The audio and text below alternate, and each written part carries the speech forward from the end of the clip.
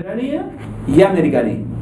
Por algo lo dice, ¿no? Ahora se ha quedado con la nacionalidad y la soberanía y se ha olvidado el americanismo. ¿Está? Pero si uno va hacia las teorías atrás, uno se reencuentra con las verdaderas raíces y encuentra ahí su lógica, ¿no? Pero con respecto al tema de Europa, ¿no? A mí lo que me parece que Europa es una guía en cierta manera es de la parte esa institucional.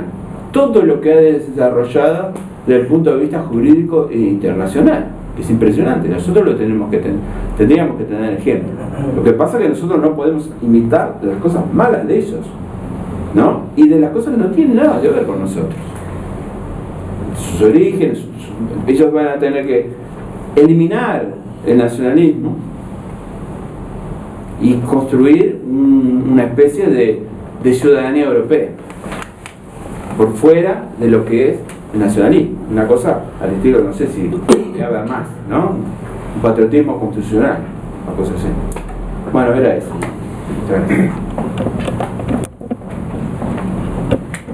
Sí.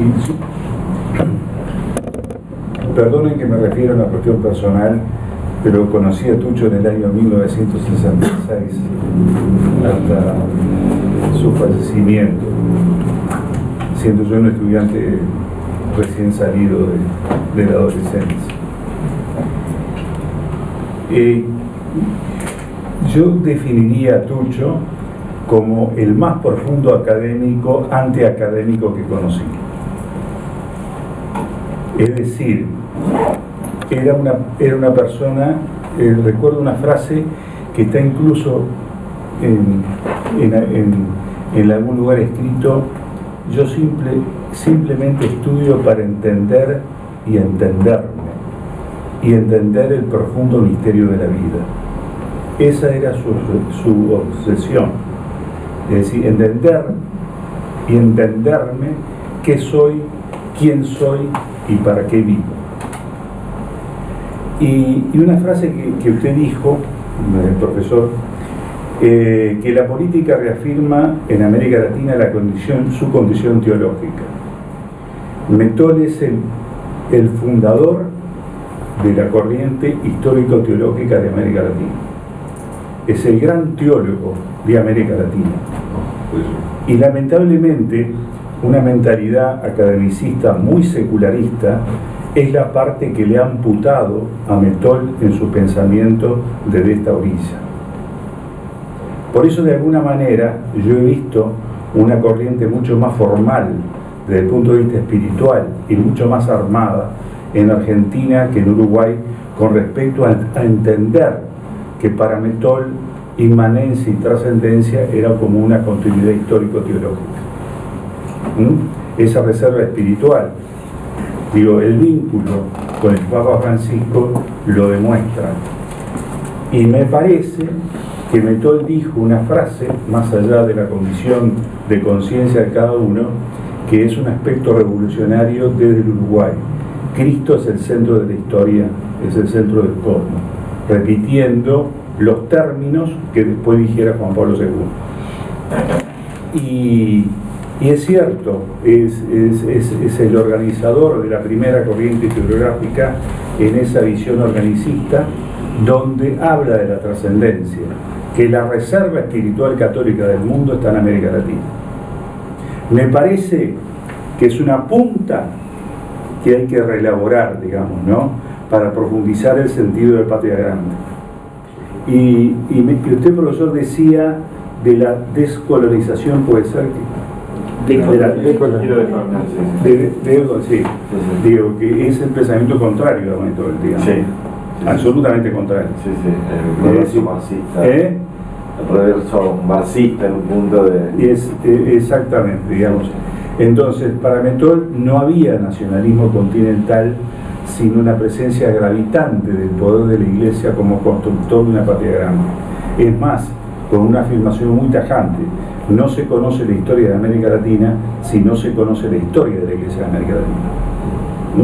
Es decir, y por eso digo, él estudiaba para servir. Su pensamiento es un servicio, no es una construcción académica.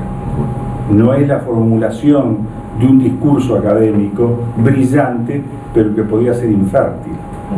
Es decir, por eso, y además una condición que Tuyo tenía era amar lo popular desde la entraña de lo popular. Es decir, y creo que es una fase también muy importante para entender la religiosidad popular, los cultos marianos, es decir, la afirmación de las peregrinaciones como factor de pueblo, es decir, el pueblo, el concepto de pueblo es mucho. Y finalmente, me parece que hay una línea histórica. Él estudió mucho la revista Latinoamérica, la revista que salió, digamos, en el año 49, que es el antecedente de su nexo del 55. Y luego creo que el punto clave del ejercicio intelectual como magisterio mentor se da en la revista Víspera y la culmina en Nexo, digamos, ¿no? Más todo lo que desarrolla en el CELAM. Pero creo que me siento muy consustanciado porque acá se estudia mucho a Metol, pero se le amputa en la parte espiritual. Es decir, se lo deja meramente como un constructor político y no como un constructor político, cultural, religioso, del cual es el principal factor en América Latina, sin duda.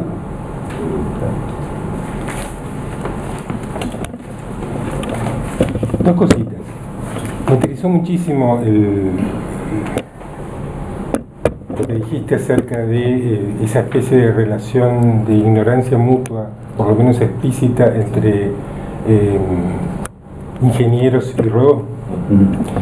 Es verdad, y en realidad no había reflexionado sobre eso nunca, pero te quiero mencionar que a posteriori de la muerte de Rodó y en esa etapa final del ingenieros latinoamericanista y socializante o socialista, el vínculo con el heredero principal del arielismo en el Uruguay, que el gran latinoamericanista del siglo XX uruguayo posterior a Rodó y precursor tanto de Vivian Trías como de Metol, es Carlos Quijano, que fue secretario de ingenieros. Eso no lo tenía. Fue secretario de ingenieros.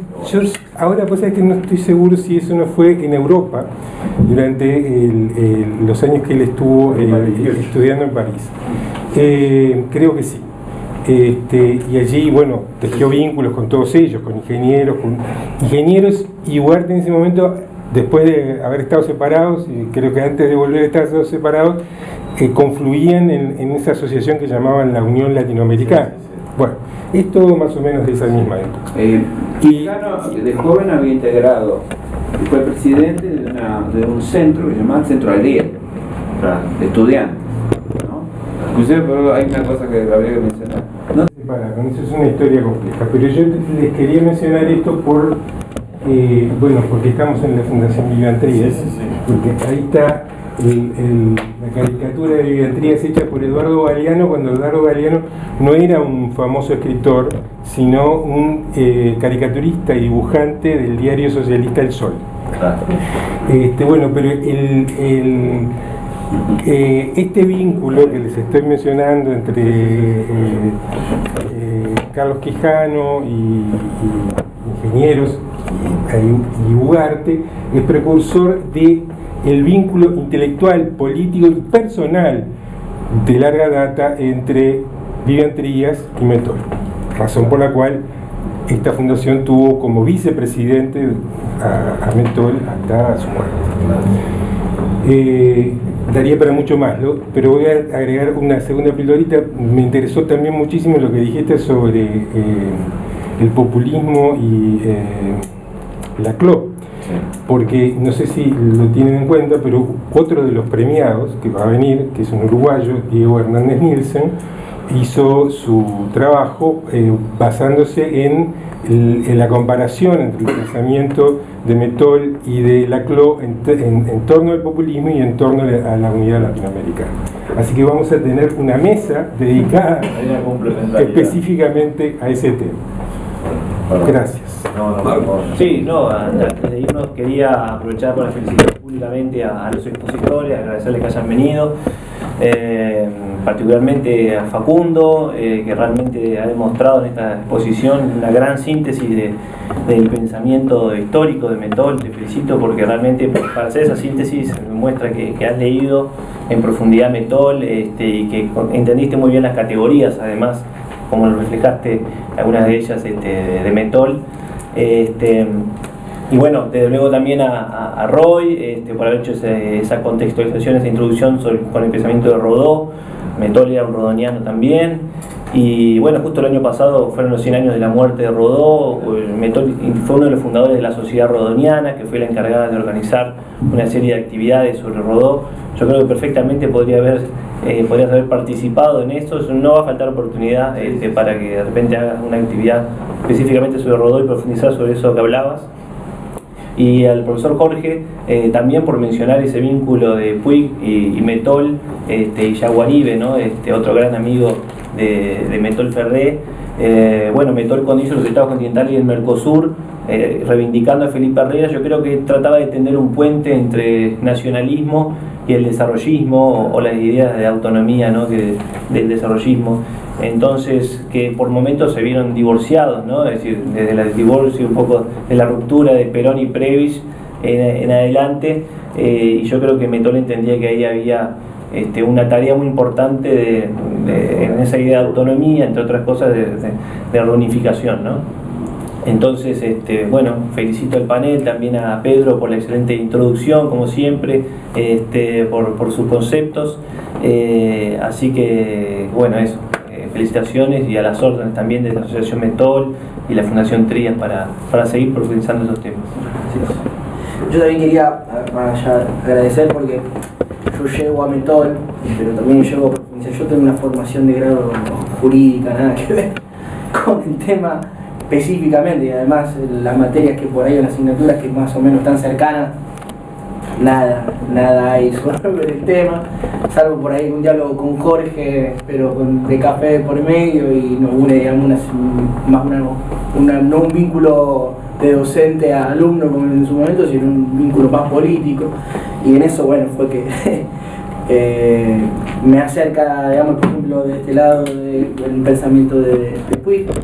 Por otro lado, Roy, digamos, también un vínculo también que se funda y se forja, digamos, desde una unidad de concepción política. Me acerca a determinadas lecturas, incluidas la de Mettol, pero además también él me comunica con otros compañeros, digamos, hay una red y una cuestión, digamos, que se va retroalimentando, porque él también a su vez me acerca con Miguel Ángel Barrios, que lo quería citar porque también es un gran mettoliano, y con Marcelo Ullo, también de nuestra ciudad, rosarino, que también muy amigo. Claro, además de la tesis, Marcelo sacó un libro llamado Conversaciones con Mettol, que lo leí, que bueno, es un mano a mano que, digamos, primero yo leí Los Estados Continentales Industriales, y después leo Conversaciones con Mettol, que justamente me parece que es un Mettol mucho más salido de ese rol de académico no académico, que como dijo muy bien, sino algo más de una relación más de café, de amigo, donde con su desparpajo me parece que hay que tenerlo, bueno, comenta, digamos, y populariza, digamos, el lenguaje de una cuestión más coloquial, el pensamiento latinoamericano. Entonces, bueno, pero más que nada, por una forma de agradecimiento, uno creo que tiene que agradecer siempre a aquello, y por eso cuando a mí me dan la mención era, digamos, increíble, por lo menos convocar a dos amigos, pero también gente que sin ellos no hubiese podido arribar tanto a Mettol, pero tanto los otros exponentes con los cuales Mettol dialoga, ya sea en persona, como por ejemplo Marcelo en este caso que cité, sino también con la historia, con Herrera, con Rodó, con Bolívar, con Alberti. Me encontré con un Alberti totalmente diferente de la base que nosotros nos dan en la universidad. Entonces, bueno, por eso uno va nutriéndose y pensando, digamos, y reelaborando muchas veces y agarrando la posta de esa bandera donde la dejó meter para seguir para adelante. Así que bueno, arriba. Gracias.